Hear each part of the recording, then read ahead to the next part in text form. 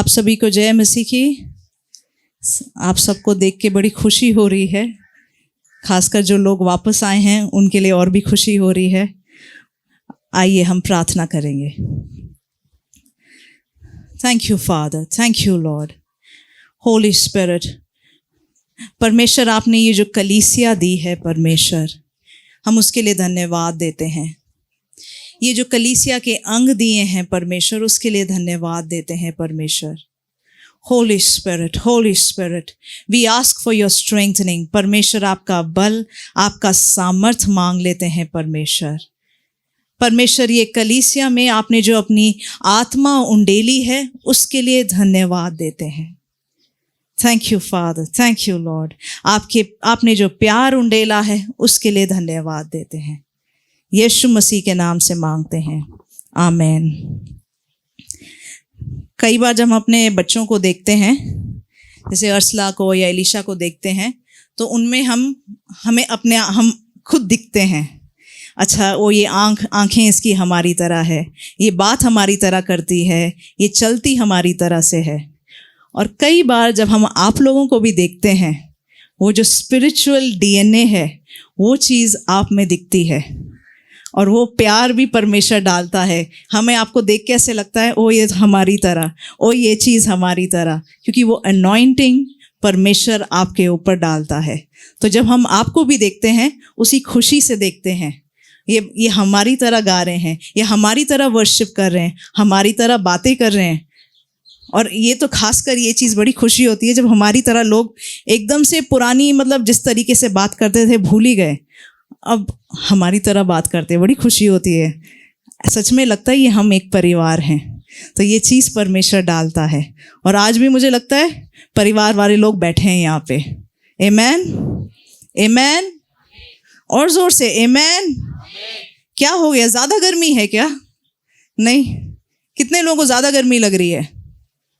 ठीक है, आज तो मुझे लगता है अर्सला को ज़्यादा गर्मी लगी है, बाकी सबको ठीक लग रहा है। ठीक है, आइए हम वचन में जाएंगे। कौन मेरे लिए पढ़ेगा? एक माइक ले लीजिए।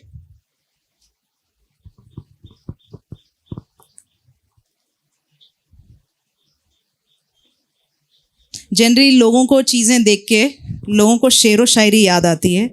मुझे आसपास चीज़ें देख के वर्स याद आते हैं बाइबल के।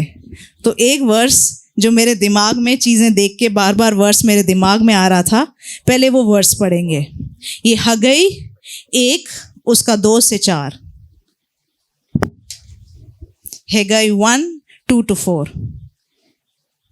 फिर यहोवा ये वचन हगई भविष्यवक्ता के द्वारा पहुंचा, क्या तुम्हारे लिए अपने छत वाले घरों में रहने का समय है, जबकि ये भवन उजाड़ पड़ा है? ये सवाल मेरे दिल में आता है जब भी मैं ये चीज़ देखती हूँ।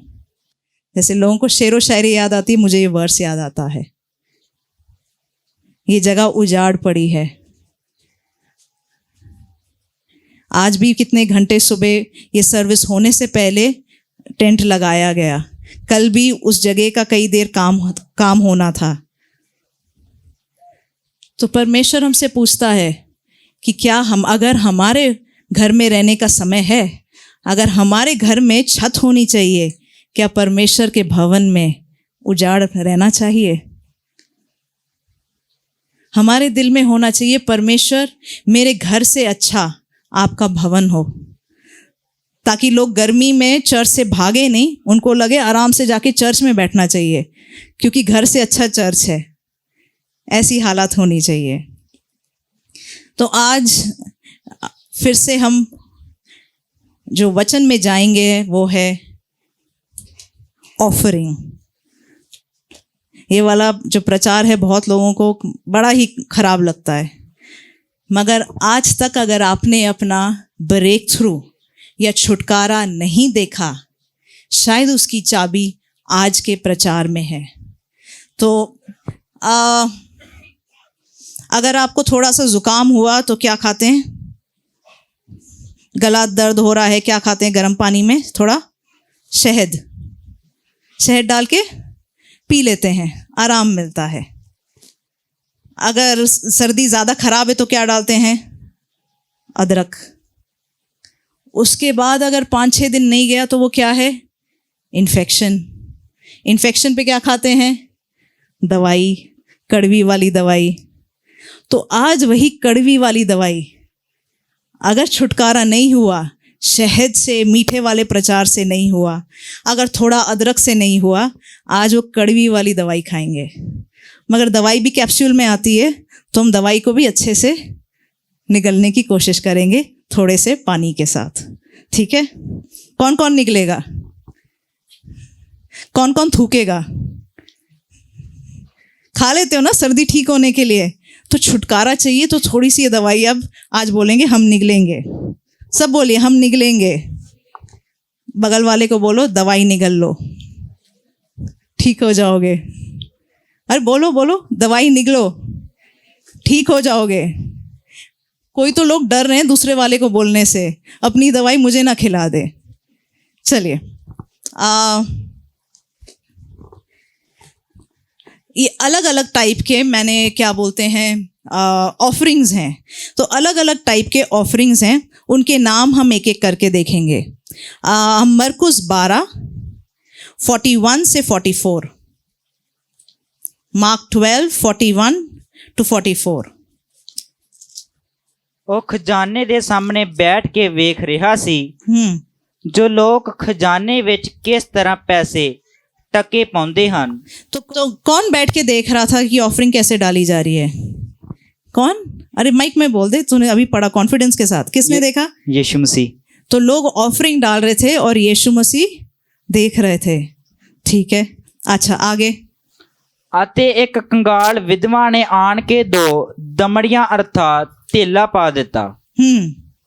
हाँ जी, पढ़ते जाइए 44 तक। ਤਾਂ ਉਹਨੇ ਆਪਣੇ ਚੇਲਿਆਂ ਨੂੰ ਕੋਲ ਸੱਦ ਕੇ ਉਹਨਾਂ ਨੂੰ ਕਿਹਾ, ਮੈਂ ਤੁਹਾਨੂੰ ਸੱਚ ਆਖਦਾ ਹਾਂ ਭਈ ਜਿਹੜੇ ਖਜ਼ਾਨੇ ਵਿੱਚ ਪਾਉਂਦੇ ਹਨ ਉਹਨਾਂ ਸਭਨਾਂ ਨਾਲੋਂ ਇਸ ਕੰਗਾਲ ਵਿਧਵਾ ਨੇ ਬਹੁਤਾ ਪਾਇਆ। ਕਿਉਂ ਜੋ ਸਭਨਾਂ ਨੇ ਆਪਣੇ ਵਾਫਰ ਮਾਲ ਤੋਂ ਕੁਝ ਪਾਇਆ, ਪਰ ਇਸ ਨੇ ਆਪਣੀ ਥੋੜ ਵਿੱਚੋਂ ਜੋ ਕੁਝ ਇਹਦਾ ਸੀ अर्थात अपनी सारी पूंजी पा दी। तो ये वचन है, ये वाली कहानी हम सबको पता है। विधवा ने 2 दमड़ी डाली।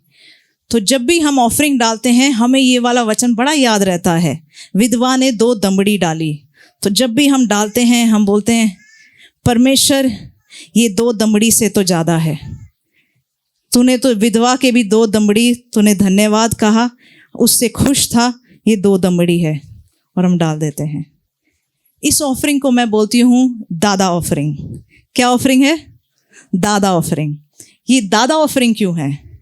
क्योंकि जब से हम दादा के साथ चर्च आते थे, दादा ने कभी इतनी ऑफरिंग डाली थी या हमारे हाथ में पकड़ाई थी। तो दादा के टाइम से हम ये ऑफरिंग बड़े अच्छे से हर बार चर्च जाते हैं, दादा जितना ऑफरिंग देते थे उतना डाल देते हैं। डालते कि नहीं?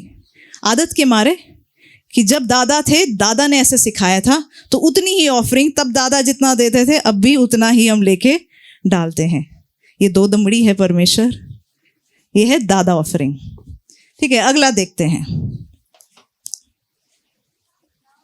इब्रानी 11 उसका 4। ਨਿਸ਼ਚਾ ਨਾਲ ਹਾਬਲ ਨੇ ਕਾਇਲ ਨਾਲੋਂ ਪਰਮੇਸ਼ਰ ਦੇ ਅੱਗੇ ਉੱਤਮ ਬਲੀਦਾਨ ਚੜਾਇਆ, ਜਿਸ ਕਰਕੇ ਇਹ ਸਾਖੀ ਦਿੱਤੀ ਗਈ ਭਈ ਉਹ ਧਰਮੀ ਹੈ। ਕਿਉਂ ਜੋ ਪਰਮੇਸ਼ਰ ਨੇ ਉਹਦੀਆਂ ਭੇਟਾਂ ਦੇ ਵਿਖੇ ਸਾਖੀ ਦਿੱਤੀ ਅਤੇ ਉਸ ਨਿਸ਼ਚਾ ਦੇ ਰਾਹੀਂ ਉਹ ਹੁਣ ਤੀਕਰ ਬੋਲਦਾ ਹੈ ਭਾਵੇਂ ਉਹ ਮਰ ਗਿਆ।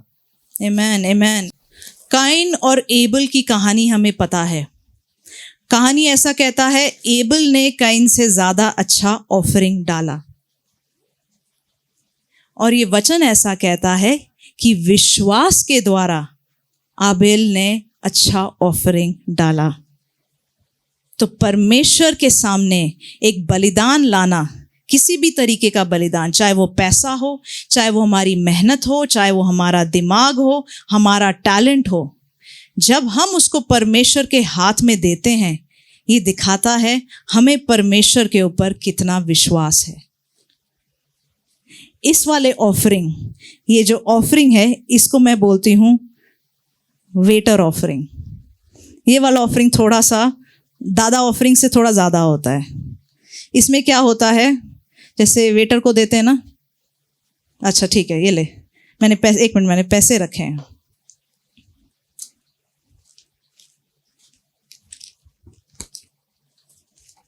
इसको कहते हैं वेटर ऑफरिंग। जैसे वेटर को जैसे चेक देना होता है ना, बिल देना होता है, तो निकाल के अच्छा रख लेते हैं, ये लो।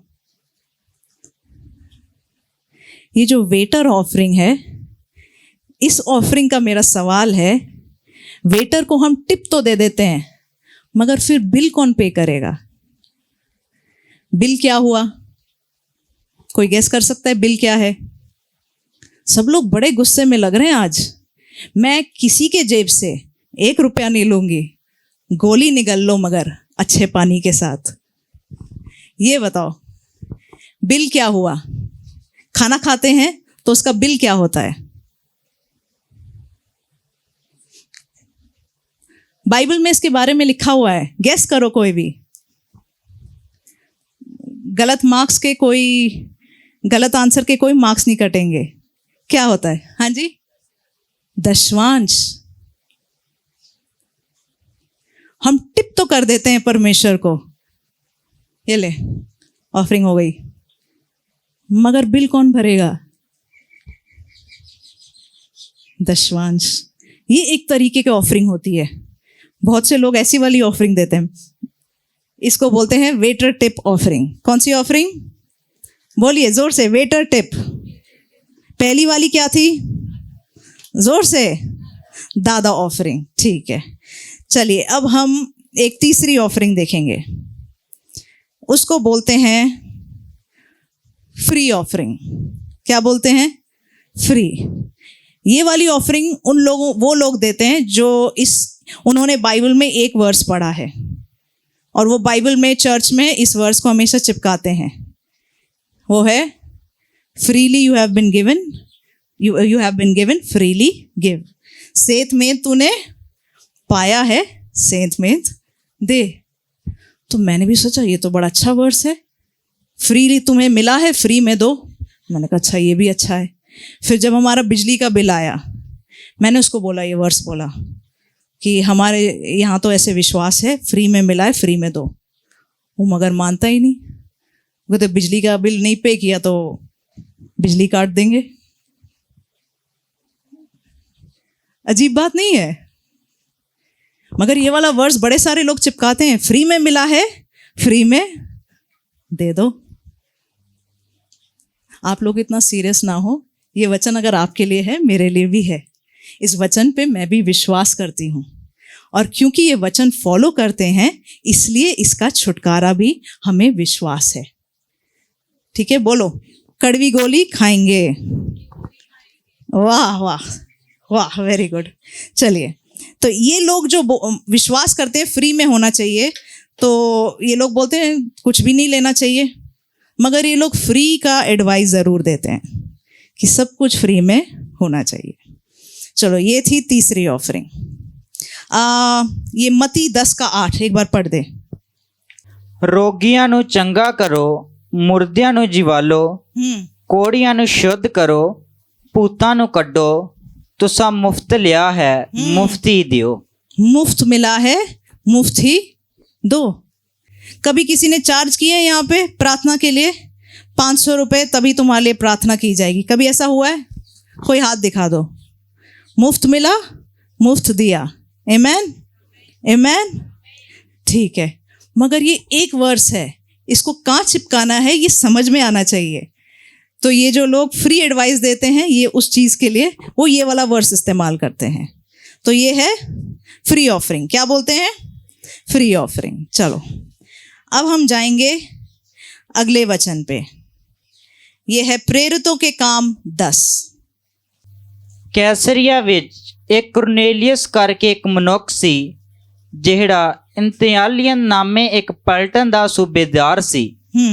ਉਹ ਧਰਮੀ ਲੋਕ ਅਤੇ ਆਪਣੇ ਸਾਰੇ ਟੱਬਰ ਸਾਣੇ ਪਰਮੇਸ਼ਰ ਦਾ ਪੈ ਕਰਨ ਵਾਲਾ ਸੀ, ਅਤੇ ਲੋਕਾਂ ਨੂੰ ਬਹੁਤ ਦਾਨ ਦਿੰਦਾ ਅਤੇ ਨਿਤ ਪਰਮੇਸ਼ਰ ਅੱਗੇ ਬੇਨਤੀ ਕਰਦਾ ਸੀ। तो ये अच्छे काम करता था, भक्त था, मतलब प्रार्थनाएं करता था, और बहुत दान देता था। ठीक है, हाँ जी आगे। ਉਹਨੇ ਦਿਨ ਦੇ ਤੀਕੇ ਪਹਿਰ ਦਰਸ਼ਨ ਪਾ ਕੇ ਸਾਫ਼ ਵੇਖਿਆ ਭਈ ਪਰਮੇਸ਼ਰ ਦਾ ਇੱਕ ਦੂਤ ਉਹਦੇ ਕੋਲ ਅੰਦਰ ਆਇਆ ਅਤੇ ਉਹਨੂੰ ਆਖਿਆ, ਹੇ ਕੁਰਨੇਲੀਅਸ। ਉਹਨੇ ਉਸ ਦੀ ਵੱਲ ਧਿਆਨ ਕਰਕੇ ਵੇਖਿਆ ਅਤੇ ਡਰ ਕੇ ਕਿਹਾ, ਪ੍ਰਭੂ ਜੀ ਕੀ ਹੈ? ਉਸ ਨੇ ਉਹਨੂੰ ਆਖਿਆ, ਤੇਰੀਆਂ ਪ੍ਰਾਰਥਨਾ ਅਤੇ ਤੇਰੇ ਦਾਨ ਯਾਦਗਿਰੀ ਦੇ ਲਈ ਪਰਮੇਸ਼ਰ ਦੇ ਹਜ਼ੂਰ ਪਹੁੰਚੇ। यहाँ पे रोकेंगे। यहाँ पे एक स्वर्गदूत आता है उसके पास और कहता है तेरी प्रार्थनाएं और तेरा दान परमेश्वर के सामने पहुंचा है। कुरनेलियस को परमेश्वर के सामने क्या लाया? उसकी, जोर से बोलेंगे, सबसे पहली चीज क्या था? बताइए क्या था? हाँ, किसी को नहीं पता? कुरनेलियस को परमेश्वर के सामने क्या लेके आया? बोले प्रार्थनाएं, प्रार्थनाएं, जोर से प्रार्थनाएं और दान। आज सच में लग रहा है सबने भूत देख लिया है। प्रार्थनाएं और दान, ये दो चीजें उसको परमेश्वर के सामने ले आया। एक हफ्ता पहले पास्टर और मेरी बात हो रही थी और मैं पास्टर को कह रही थी कई दिन से ऐसा लग रहा है, पहले हम जैसे हम घर पे कुछ बात करते हैं, अगर वचन में से बात करते हैं, कोई ऐसी बात करते हैं, परमेश्वर की उपस्थिति जैसे हमें महसूस होती थी, एक एक्साइटमेंट आ रहा था, तो कुछ दिनों से ऐसा महसूस नहीं हो रहा था। और मैं बोल रही थी पता नहीं क्यों ऐसा हो रहा है, ऐसे करके मैं सोच रही थी। और फिर मैंने सोचा ठीक है 2-3 दिन का मैंने चीनी वाला फास्ट रखा, मतलब मीठी चीज़ें नहीं खाई 2-3 दिन के लिए।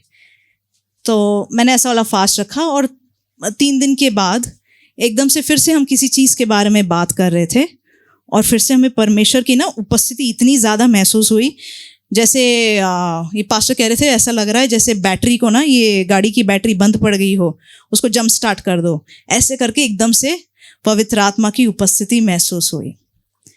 तो मैंने कहा ऐसा क्या हुआ, ये एकदम से ऐसा फर्क क्यों आया? तो मेरे को कह रहे थे जहां पर where there is no sacrifice there is no fire, जहां बलिदान नहीं है वहां आग नहीं है। जब लोगों ने पुराने नियम में बलिदान चढ़ाया तब आग आई। क्यों हम कई बार बोलते हैं फास्टिंग कीजिए? क्योंकि जब बलिदान होता है तब पवित्र आत्मा का आग आता है। कई बार आप पवित्र आत्मा की उपस्थिति शायद इसलिए नहीं महसूस कर रहे, शायद परमेश्वर के कुछ चमत्कार इसलिए नहीं देख रहे कि शायद कोई बलिदान ही नहीं है, वेदी पे हमने कोई बलिदान चढ़ाया ही नहीं है। तो आग किस चीज पर उतर कर आएगा? तो यहां पर कहता है कुरनेलियस का जो दान था और उसकी जो प्रार्थनाएं थी वो परमेश्वर के पास आई और उसके पास एक स्वर्गदूत आया।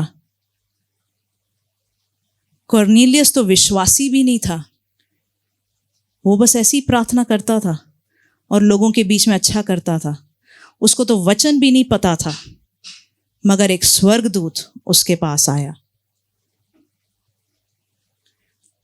आज हमारी हालत अगर बाहर वालों से, अगर उनसे भी खराब है, चाहे किसी भी मामले में, तो हम आज ये सवाल पूछ लें, कहीं ऐसा तो नहीं है हमने अपने वेदी पे बलिदान नहीं डाला है? सेंत में तुझे मिला है सेंत में दे, मुफ्त मिला है मुफ्त दे, मगर ये सब जगह अप्लाई नहीं करता ये वर्स। हाँ जी आगे। ਅਤੇ ਹੁਣ ਜਾਪਾਂ ਨੂੰ ਮਨੁੱਖ ਭੇਜ ਕੇ ਉਸ ਸ਼ਮੌਨ ਨੂੰ ਜਿਹੜਾ ਪਤਰਸ ਦੱਸਦਾ ਹੈ ਬੁਲਵਾ ਲੈ। ਉਹ ਕਿਸੇ ਸ਼ਮੌਨ ਖਟੀਕ ਦੇ ਘਰ ਉਤਰਿਆ ਹੈ ਜਿਹਦਾ ਘਰ ਸਮੁੰਦਰ ਦੇ ਕੰਢੇ ਹੈ। ਅਰ ਜਾ ਉਹ ਦੂਤ ਜਿਹਨੇ ਉਸ ਨਾਲ ਗੱਲਾਂ ਕੀਤੀਆਂ ਸਨ ਚੱਲਿਆ ਗਿਆ ਤਾਂ ਉਹਨੇ ਆਪਣੇ ਟਹਿਲੂਆਂ ਵਿੱਚੋਂ 2 ਜਣੇ ਅਤੇ ਉਹਨਾਂ ਵਿੱਚੋਂ ਜਿਹੜੇ ਨਿੱਤ ਉਹਦੇ ਕੋਲ ਰਹਿੰਦੇ ਸਨ ਇੱਕ ਧਰਮੀ ਸਿਪਾਹੀ ਨੂੰ ਸੱਦਿਆ। तो परमेश्वर ने पतरस का एड्रेस या उस स्वर्गदूत ने पतरस के बारे में बताया कि तू जाके पतरस को बुला, पतरस आके तुझे वचन में से बताएगा। ठीक है, हम आगे पढ़ेंगे। ये 23 से पढ़ेंगे। ਤਦ ਉਸ ਨੇ ਉਹਨਾਂ ਨੂੰ ਅੰਦਰ ਸੱਦ ਕੇ ਆਦਰ ਭਾਵ ਕੀਤਾ। ਦੂਜੇ ਦਿਨ ਉਹ ਉੱਠ ਕੇ ਉਹਨਾਂ ਦੇ ਨਾਲ ਗਿਆ ਅਤੇ ਕਈ ਭਾਈ ਜਾਪਾ ਦੇ ਰਹਿਣ ਵਾਲੇ ਉਹਦੇ ਨਾਲ ਹੋ ਤੁਰੇ।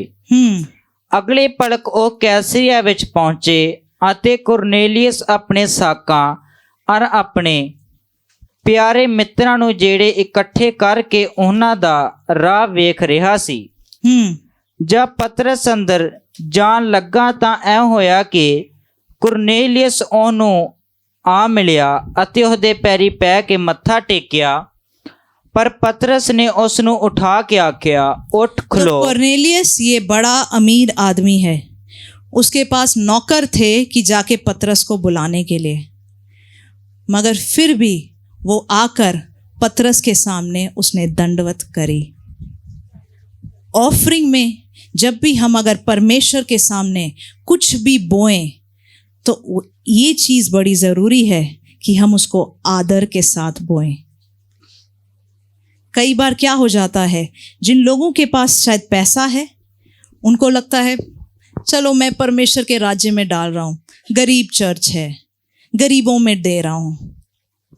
हम अगर परमेश्वर के राज्य में दे रहे हैं तो हम उस आदर के साथ दें कि परमेश्वर ये तेरा भवन है, मैं तेरे भवन में डाल रहा हूँ, आदर के साथ। हम अगर बोएं भी इस एटीट्यूड के साथ ना बोएं, मैं महान हूं, देखो मैं कितना दे रहा हूं। आदर बड़ा ही जरूरी है। हाँ जी, आगे। पर पतरस ने उसनु उठा के आख्या, उठ खलो, मैं आप भी तां मनुख ही हाँ। हाँ जी। और उस नाल गल्लां बातां करदा अंदर गया ਅਤੇ बहुत सारे लोग इकट्ठे होए वेखे। हाँ जी, ਤਾਂ ये 44 से पढ़ते अभी।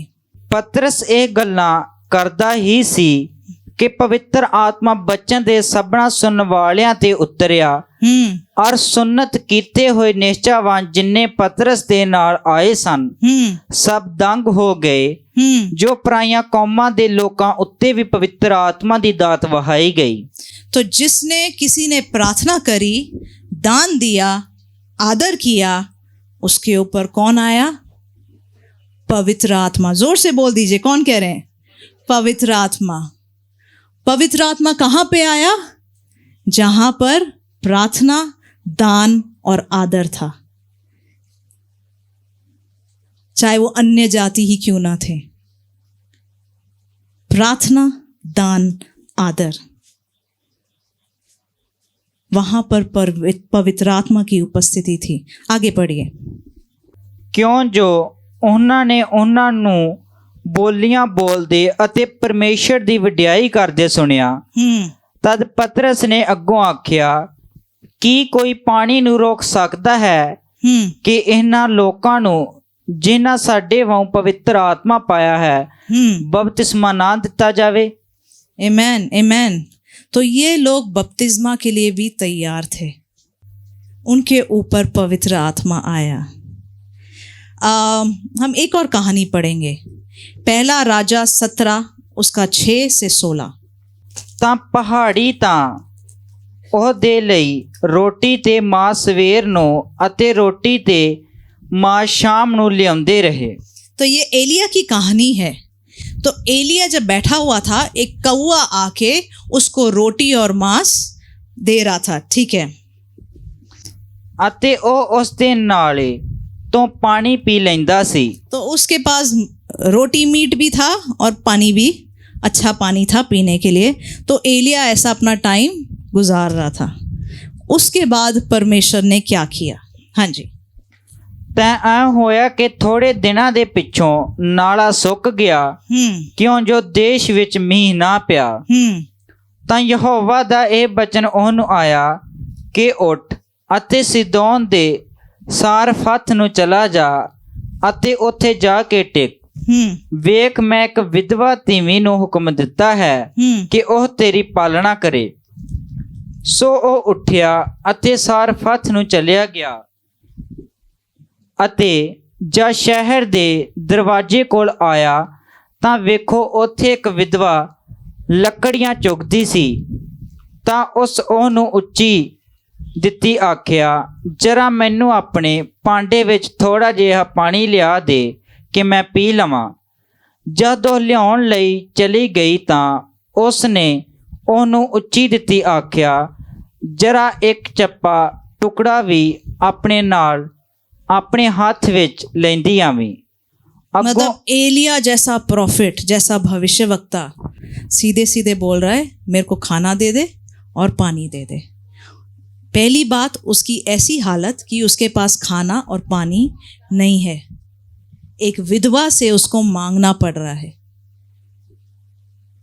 आजकल हमारे दिमाग में भविष्यवक्ताओं का क्या पिक्चर है?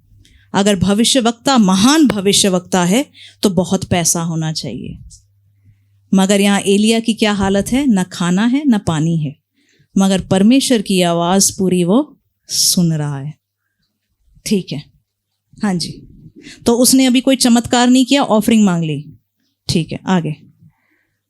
अगों उस आख्या, जिउंदे यहोवा तेरे परमेश्वर दी सौं, मेरे कोल कुछ भी रिद्धा पक्का नहीं, पर एक तौले विच एक मुठ आटे दी अते थोड़ा जिहा तेल एक कुजी विच है। अते वेख, मैं ये 2 कुल लकड़ियां चुग रही हाँ कि मैं कर जाके अपने लई अते अपने पुत्र लई पकावां, तां जो असी ओनू खाइए अते मरिए। तो विधवा की ये हालत थी, उसके पास सिर्फ इतना तेल और आटा था कि वो अपने लिए पका के खा लेंगे और उसके बाद कोई आशा नहीं थी उनके पास। उनको लगा उसके बाद उनको शायद मरना पड़ेगा क्योंकि और कोई खाना नहीं था। हाँ जी, आगे। ਤਾਂ ਏਲੀਆ ਨੇ ਉਹਨੂੰ ਆਖਿਆ, ਨਾ ਡਰ, ਜਾ ਅਤੇ ਆਪਣੀ ਗੱਲ ਦੇ ਅਨੁਸਾਰ ਕਰ, ਪਰ ਪਹਿਲਾਂ ਉਸ ਵਿੱਚੋਂ ਮੇਰੇ ਲਈ ਇੱਕ मन्नी पका के मेरे को ले आ अते पिछों अपने अते अपने पुत्र ले पकावी। तो उसने कहा, पहले तू मेरे लिए लेकर आ, तेरे पास जो भी है तू तेरे पास जो भी है उसमें से दान तू पहले चर्च में डाल। कई बार हम ऑफरिंग को किस तरीके से देखते हैं? जो कुछ बच गया, जो कुछ रह गया, उसमें से डाल देंगे। एलिया कहता है, पहले तो मुझे दे, फिर तू अपने बेटे को और तू खा। सच में अगर परमेश्वर का आदर करते हैं तो फर्स्ट फ्रूट, जो पहला भाग है, वो परमेश्वर के घर में आता है। ठीक है, आगे। क्यों जो यहोवा इस्राएल दा परमेश्वर ऐं आखदा है कि ना तौले दा आटा मुक्केगा, ना कुजी दा तेल कटेगा, जिन्ना चिर यहोवा जमीन उत्ते मींह ना पावे। तां ओह गई अते एलिया दे आखण अनुसार कीता। फिर ओह दा घराना कई दिनां तक खांदे रहे अते ना तौले विचों आटा मुक्का, ना कुजी दा तेल कटिया। ਇਹ यहोवा दे उस बचन अनुसार होया जो उसने एलिया दे राही बोलिया सी। परमेश्वर चाहता तो एलिया को वो कौवे के द्वारा खिलाता रहता और पानी पिलाता रहता। परमेश्वर चाहता तो जो परमेश्वर ने चमत्कार किया उस विधवा के जीवन में, सीधा एलिया के जीवन में कर देता।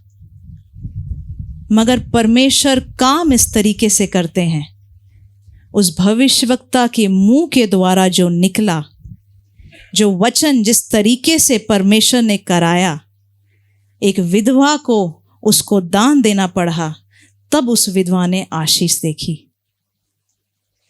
आशीष उस भविष्यवक्ता तक रह सकती थी, मगर उस भविष्यवक्ता के पास क्योंकि आशीष खत्म होगी, एक रास्ता बना कि एक विधवा भी आशीष पाए।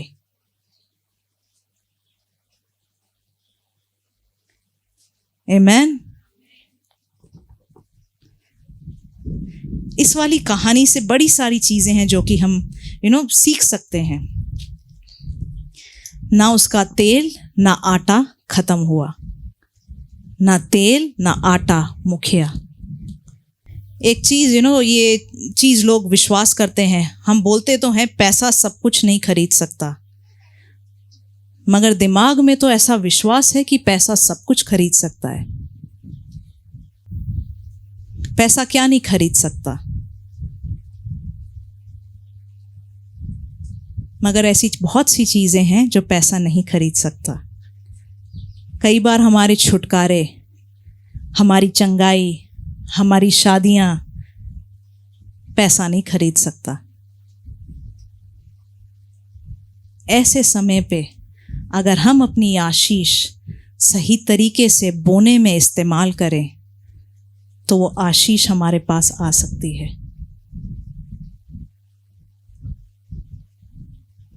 पैसे से इतना प्यार क्यों होता है लोगों को? पैसा मतलब पावर। अगर मेरे हाथ में पैसा है तो मैं कुछ भी कर सकता हूं। अगर तुमने मेरे पैसे को छुआ, तुमने मेरे पावर को तुम हाथ लगा रहे हो, इसलिए मैं आज भूत लग रही हूं। पैसा मतलब पावर। अगर हम इस पावर को परमेश्वर के सामने ना रख दें तो हम कहां से सोचें कि परमेश्वर का पावर हमारे ऊपर आएगा।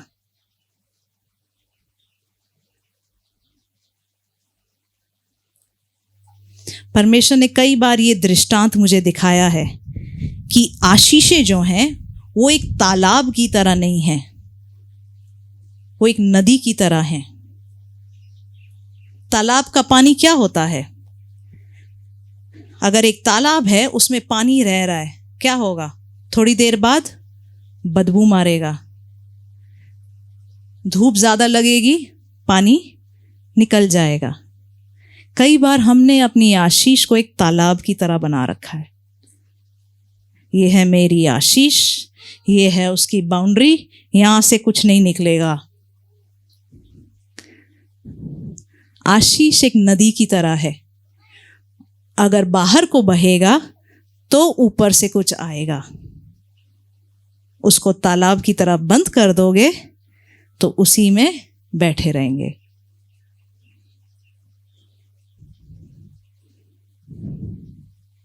वचन भी कहता है कुछ लोग हैं जो फ्रीली देते हैं मगर उनके पास फिर भी ज्यादा है। इस बात को हम अगर समझ लें,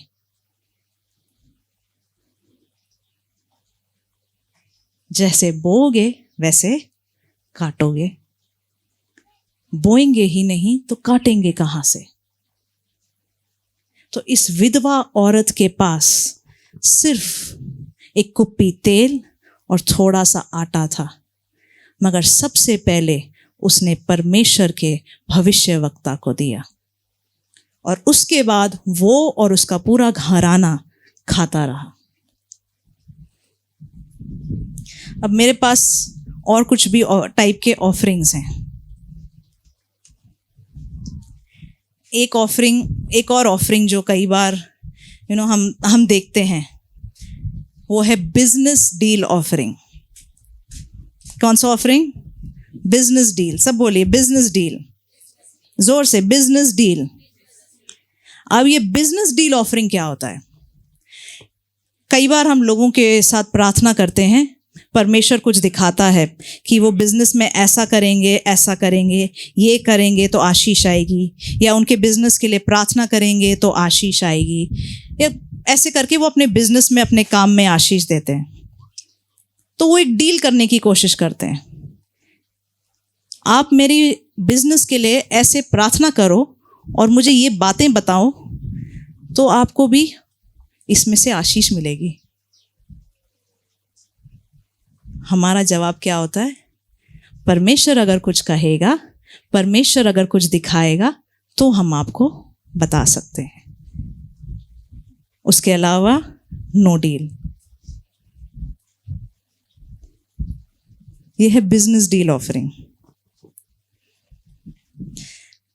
यीशु मसीह ने मंदिर के बाहर चाबुक लेके किसको मारा? बिजनेस करने वाले, जो चर्च के साथ बिजनेस मिला रहे थे, जो गलत काम कर रहे थे। इसलिए जो बिजनेस डील वाली ऑफरिंग है, ये बड़ी खतरनाक ऑफरिंग है। जब हम परमेश्वर के सामने दान लाएं या ऑफरिंग लाएं, हम उसको एक डील की तरह ना समझें। जब भी हम ऑफरिंग लाएं, हम बोले परमेश्वर ये तेरे राज्य में मैं दे रहा हूं क्योंकि आपने मुझे दिया है और मैं चाहता हूं कि आप मुझे आशीष दें। ये एक डील की तरह नहीं है। अच्छा, तूने आज एक अच्छा भविष्यवाणी किया, ठीक है, 500 रुपए की ऑफरिंग। ये अच्छी भविष्यवाणी थी, 2000 की ऑफरिंग। हम जो भी करें परमेश्वर की तरफ करें। एक और ऑफरिंग है। इस ऑफरिंग को बोलते हैं खुदी ऑफरिंग। क्या बोलते हैं? बोलो, खुदी ऑफरिंग। एक बार और जोर से, खुदी ऑफरिंग। अब ये वो वाली ऑफरिंग है जो लोग अपने आप को ही दे देते हैं।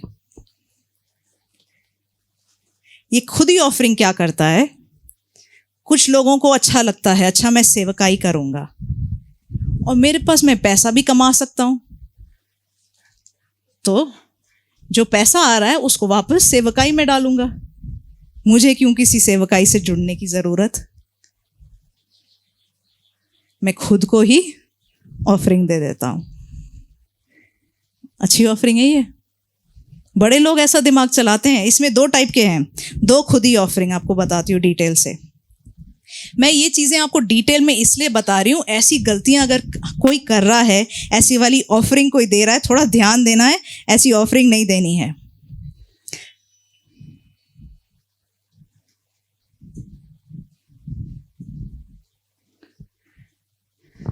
ये होता है एक ग्रुप, ऐसे ग्रुप के पास जनरली पैसा होता है और ये ग्रुप क्या करते हैं, वो पास्टर रखते हैं। सुना है कभी किसी को बोलते हैं हमने पास्टर रखा हुआ है? पास्टर रखा हुआ है, उन लोगों ने पास्टर रखा हुआ है। कैसे पास्टर रखा हुआ है? जब चाहिए पास्टर को बोलेंगे, जो चाहिए पास्टर को बोलेंगे, पास्टर उस तरीके से करेगा क्योंकि पैसा दिखाते हैं। तो ये इनकी खुद की सेवकाई होती है। पास्टर ने इनकी बात नहीं मानी तो दूसरा पास्टर आ जाएगा। सेवकाई तो हमारी, ऑफरिंग भी हमारी, खुद ही ऑफरिंग। इन लोगों ने पास्टर रखा हुआ है, मगर पास्टर रखने से क्या परमेश्वर पलट जाएगा? परमेश्वर मान लेगा? सिर्फ दीप्ति को लगता है नहीं मानेगा, बाकी सबको लग रहा है हो सकता है मान जाए। पास्टर प्रार्थना कर रहा है ना। परमेश्वर के तरीके से अगर चर्च स्थापित नहीं हुआ तो वो चर्च नहीं है, वो भी बिजनेस है। ये एक तरीका है खुद ही को ऑफरिंग देने का। पास्टर को रखा हुआ है। चलो, ये एक दूसरा टाइप का भी है। इस खुदी ऑफरिंग में ये एक दूसरा वाला भी टाइप आता है। अच्छा, ये जो दूसरा वाला है, जो खुदी ऑफरिंग वाला है, इसमें लोग क्या करते हैं, ये खुद का चर्च चलाते हैं। तो इसमें वो पास्टर रखते नहीं हैं, वो खुद पास्टर बन जाते हैं। क्योंकि अब 5 आयतें आती हैं, तो जिनको एक भी नहीं आती वो तो सुनते हैं वाह 5 आयतें आती हैं। चाहे परमेश्वर ने उनको चर्च शुरू करने के लिए बुलाया हो ना बुलाया हो, मगर वो चर्च शुरू कर देते हैं। क्योंकि चर्च में क्या होता है, क्या चाहिए, ऐसा दिमाग लड़ाते हैं लोग। चर्च में क्या चाहिए? एक पास्टर चाहिए, एक बिल्डिंग चाहिए, थोड़ा बहुत चर्च चलाने के लिए पैसा चाहिए। पैसा तो हमारे पास है, 5 वर्ष भी हमारे पास है, तो खुद ही ऑफरिंग ले लेते हैं। और कई लोग जिनके पास पैसा है और जिनको मुश्किल लगता है कि हम तो अमीर हैं, हम किसी अपने से गरीब पास्टर या किसी के सामने क्यों हलीम हों या उनको अपने ऊपर क्यों अधिकार दें? हम खुद का ही चलाएंगे, क्योंकि पैसा क्या करता है? जिसके पास ज़्यादा पैसा है उसको लगता है कि मैं ज़्यादा महान हूँ। जितना ज़्यादा पैसा उतना ज़्यादा मैं महान हूँ। जितना कम पैसा इंसान को लगता है उतना मैं कम हूँ। तो ऐसे लोग क्या करते हैं? कुछ वर्सेस आते हैं, खुद ही चर्च शुरू कर देते हैं। और चर्च थोड़ी बहुत देर चलता भी है, क्योंकि 5 वर्सेस पे और पैसे पे बहुत कुछ चल सकता है। तो ये खुद ही ऑफरिंग वाले लोग ऐसा वाला चर्च चलाते हैं। मगर ऐसे वाले चर्च में अगर हम बोले एक जो सेवकाई है वो एक छत की तरह है। ये चीज़ आपको कई बार सिखाया है। एक छत या एक प्रोटेक्शन की तरह शैतान के हमले से वो बचाता है। तो ऐसे वाले चर्च में लोग कई बार क्या देखते हैं? उनके ऊपर दुष्ट आत्मा के हमले होए जा रहे हैं और चीज़ें कोई क्या बोलते हैं हल नहीं हो रही। क्यों? क्योंकि जो अधिकार है वो परमेश्वर की तरफ से आता है। और जो पास्टर जिनको उन्होंने पास्टर, उनके पास्टर हैं, अगर परमेश्वर ने ही नहीं बुलाया है तो उनके नीचे जो भेड़ें हैं वो कहाँ से सुरक्षित हैं? मगर कई चर्चेस ये खुद ही ऑफरिंग पे चल रहे हैं। मैं ये नहीं बोल रही हर बार एक गलत इंटेंशन होता है, मगर आज परमेश्वर से हम पूछें, अगर हम ऐसी सेवकाई चला रहे हैं परमेश्वर, या हम खुद ही अपने आप को एक उस स्पिरिचुअल सिस्टम में बैठे हुए हैं, तो क्या ये सही है? क्या आपने मुझे सच में एक पास्टर होने के लिए बुलाया है क्या, या किसी और के नीचे अधीन होने के लिए बुलाया है? सिर्फ पैसा नहीं बताता कि आप किसी के ऊपर अधिकार नहीं दे देता है, परमेश्वर की बुलाहट देता है। पैसा ऐसा ना करे कि किसी को ऊंचा उठाए, मगर जो अधिकार परमेश्वर ने आपको दिया है। हम कुरनेलियस की कहानी अगर पढ़ें, वो एक अमीर आदमी था, मगर पतरस के सामने वो हलीमी के साथ पेश आया, इसलिए उसका पूरा घराना ने पवित्र आत्मा का कार्य देखा। आशीष के साथ हलीमी भी बड़ी इंपॉर्टेंट है। हम शायद अपने आसपास वालों को, शायद अपने आप को भी कई बार जो लोग ऐसी वाली सेवकाई करते हैं, कई बार अपने आप को भी बेवकूफ़ बना डालते हैं, अपने आसपास वालों को भी बेवकूफ़ बना सकते हैं। मगर क्या परमेश्वर ऐसी सेवकाई से बेवकूफ़ बन रहा है?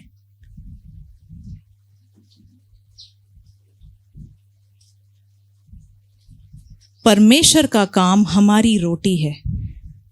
अगर हम चर्च चला रहे हैं जो कि परमेश्वर ने कभी बोला ही नहीं, तो क्या वो परमेश्वर का काम है? शायद आपके आसपास के लोग शायद विश्वास करने लगे, शायद आप अपने आप को ये बात बोलते रहें या किसी ना किसी तरीके से इस बात को चलाते रहें, मगर क्या ये सेवकाई है? बार ये जो मौके मिलते हैं परमेश्वर के राज्य में डालने के, वो इसलिए नहीं कि हम अमीर और परमेश्वर का राज्य गरीब। ये इसलिए मौके मिलते हैं कि हमें भी छुटकारे और आशीष पा सकें।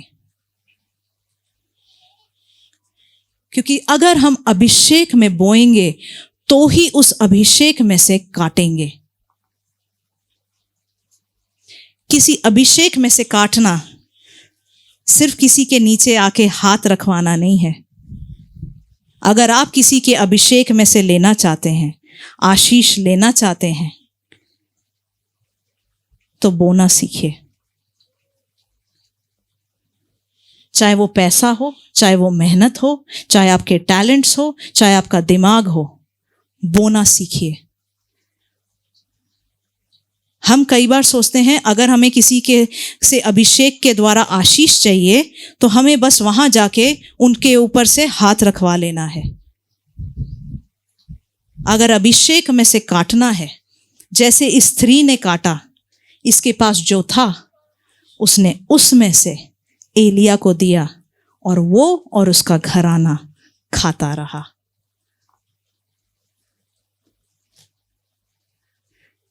अगर हम अपनी आशीष एक तालाब की तरह रखें, हम अभिषेक के अंदर बोए ना, हम सोचे सिर्फ मिलता रहे, तो एक नदी ऐसे काम नहीं करती। नदी जब तक आगे नहीं बहती वो एक तालाब रह जाता है। अगर हम चाहते हैं कि ऊपर से हमें मिलता रहे तो नीचे से देना भी पड़ेगा। अभिषेक में से अगर काटना चाहते हो, अभिषेक में हम बोना भी सीखें। 3 चीजें मैंने लिखी हैं। अगर आप छुटकारा चाहते हो तो 3 चीजें जरूरी हैं जब भी हम ऑफरिंग दें। पहला है आदर।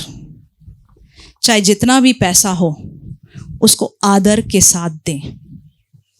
ये ना समझते हुए दें मैं किसी गरीब को दे रहा हूं, क्योंकि आप परमेश्वर के राज्य में, परमेश्वर के घर में डाल रहे हैं। तो चाहे जितने भी आप अमीर हैं, आदर के साथ दें। दूसरा, आराधना के साथ। हम आराधना के गीत तो हम 2-3 गीत जो होते हैं मिस कर देते हैं, मगर जब भी किसी ने आराधना करी उसने कोई ना कोई बलिदान चढ़ाया। अब्राहम ने तो अपना बेटा चढ़ाया, तब परमेश्वर की आशीष उसके ऊपर आई।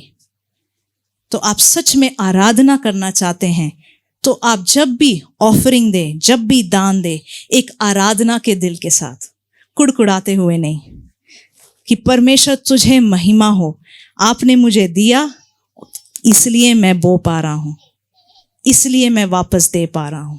एक आराधना के दिल के साथ। तीसरी चीज, आज्ञाकारिता के साथ। आज्ञाकारिता के साथ, इमोशन के साथ नहीं। कई बार लोग ऑफरिंग कैसे निकालते हैं, मैंने कई बार आपको ये बताया है। ये बिस्तरे पे पड़ा है, बीमार है, वेंटिलेटर पे है, ऑक्सीजन पे है, वो शायद आदमी 5 दिन पहले मर भी चुका है, मगर उसकी वीडियो चली जा रही है और पैसे किसी के अकाउंट में जाए जा रहे हैं। इमोशन नहीं, आज्ञाकारिता। पवित्र आत्मा जो दिल पे डाले वो कीजिए। आप अपना छुटकारा देखना चाहते हैं तो पवित्र आत्मा की भी बात मानना सीखें। पवित्र आत्मा आपसे क्या कह रहे हैं। और चौथी चीज, जब भी आप ऑफरिंग डालें या बोएं, वो परमेश्वर की तरफ होना चाहिए और इंसान की तरफ नहीं, इंसान को देखते हुए नहीं। परमेश्वर हमारी जो ऑफरिंग है उसको और भी क्यों ये इतना वैल्यूबल है। जिस तरीके से अब्राहम के लिए इसहाक वैल्यूबल था, उसी तरीके से हमारा जो मेहनत का पैसा है वो हमारे लिए बहुत ही वैल्यूबल है। हम पूरे हफ्ते कितने घंटे वो काम करने में लगा लेते हैं जिससे वो पैसे हमारे हाथ में आते हैं, और उसमें से जब हम एक भाग परमेश्वर के सामने ले आते हैं, परमेश्वर उससे खुश होता है, क्योंकि वो हमारे बलिदान और हमारी आराधना है। और हम प्रार्थना करें, परमेश्वर पहला स्थान, पहला भेंट परमेश्वर आपके पास आए। आमीन। एक बार सबको याद रखने के लिए एक बार और ये सारी ऑफरिंग्स कितनी याद हैं, कौन बता सकता है? किसी को नाम याद है? 2-3 याद होंगे। दादा ऑफरिंग, चलो। वेटर टिप ऑफरिंग, अरे वेरी गुड। हाँ जी सिस्टर, कौन सा? हड्डी ऑफरिंग, चलो। कौन सा? अरे बिजनेस डील ऑफरिंग, ये भी अच्छा वाला है। और कौन सा है? हाँ, सेल्फ ऑफरिंग, खुद ही ऑफरिंग है बेसिकली, खुद ही ऑफरिंग। और कौन सी ऑफरिंग बची है? हड्डी ऑफरिंग, हड्डी ऑफरिंग हो गई शायद। चलो, तो आप लोग ये चीजें याद रखेंगे। एक सबसे इंपॉर्टेंट वाला भूल गए, फ्री ऑफरिंग। अरे वेरी गुड, वो फ्री की एडवाइस देने वाले लोग हैं, फ्री ऑफरिंग। ठीक है, तो ये चीजें आप याद रखेंगे ऑफरिंग डालते हुए, तो आप अपनी आशीष जरूर देखेंगे। जिस तरीके से उस विधवा ने अपनी आशीष देखी, आप भी अपनी आशीष देखेंगे। तो अभी सब ऑफरिंग डालने को तैयार हैं। जिसके पास हड्डी है उसको पहले नीचे रख लो, पीछे रख लो। हड्डी यहाँ नहीं काम करती, ऑफरिंग काम करेगी। ठीक है, आइए हम प्रार्थना करेंगे। Thank you father, thank you Lord. आइए सब खड़े होके प्रार्थना करेंगे। Thank you Jesus. Hallelujah, hallelujah. हम पहले प्रार्थना करेंगे, फिर गीत में जाएंगे। परमेश्वर, आपके लोगों के लिए धन्यवाद देते हैं। परमेश्वर, ये जो ऑफरिंग डाला है उसका जो आशीष है आपके लोगों के ऊपर बोलते हैं। मुझे कुछ लोगों के हाथ दिख रहे हैं, परमेश्वर की चंगाई आपके हाथों पे दिख रही है। शैतान का जो अटैक है आपके कामों के ऊपर, आपके हाथ के ऊपर से उठता हुआ दिख रहा है। किसी का हाथ ऐसा मुझे दिख रहा है, काला सा है या मुरझाया हुआ सा है, और उसके ऊपर परमेश्वर का हाथ मैं देख रही हूँ। अगर किसी को अपने हाथ के ऊपर चंगाई महसूस हुई या अपने हाथ के ऊपर कुछ महसूस हुआ, आप अपने हाथ उठाकर बता सकते हैं, इधर आके बता सकते हैं। Thank you father, thank you Jesus, thank you father, thank you Lord. Holi spirit, परमेश्वर, हम आपके लोगों के लिए धन्यवाद देते हैं। परमेश्वर, वो विश्वास मांग लेते हैं परमेश्वर इनके दिलों में कि जो भी उन्होंने बोया है परमेश्वर, आपकी तरफ बोया है परमेश्वर, और अपनी आशीषें भी परमेश्वर आपकी तरफ काटेंगे, आपसे काटेंगे परमेश्वर। वो आशीष का हाथ इनके ऊपर मांगते हैं। हर दुष्टात्मा का काम परमेश्वर जो इनको डराता है परमेश्वर, इनके काम पे परमेश्वर इनको जाने से सताता है परमेश्वर, इनके दिमाग पर परमेश्वर शांति नहीं आने देता, उसको हम डांटते हैं यीशु मसीह के नाम से। परमेश्वर, हर बीमारी वाली आत्मा को हम डांटते हैं यीशु मसीह के नाम से। Thank you father, thank you Lord. एक सवाल मैं पूछूंगी, क्या आपने दिल से बोया है? जिसने भी बोया जोर से बोलिए यस। क्या आपने दिल से बोया है? जोर से बोलिए। Thank you father, thank you Lord. परमेश्वर, आपके ये जो लोग हैं उस आशीष को देखें परमेश्वर, आपकी तरफ से जो ठंडक परमेश्वर और जो चंगाई आती है परमेश्वर, उसको देखने वाले बने, क्योंकि आपका वचन कहता है आप गरीब बने ताकि हम अमीर बन पाए। इस बात का हमें विश्वास है परमेश्वर, और वो जो अमीरी का आपने अभिषेक डाला है उसके लिए धन्यवाद देते हैं परमेश्वर। जिन्होंने भी इस अभिषेक में बोया है वो काटने वाले बने परमेश्वर। यीशु मसीह के नाम से हम मांगते हैं, आमीन।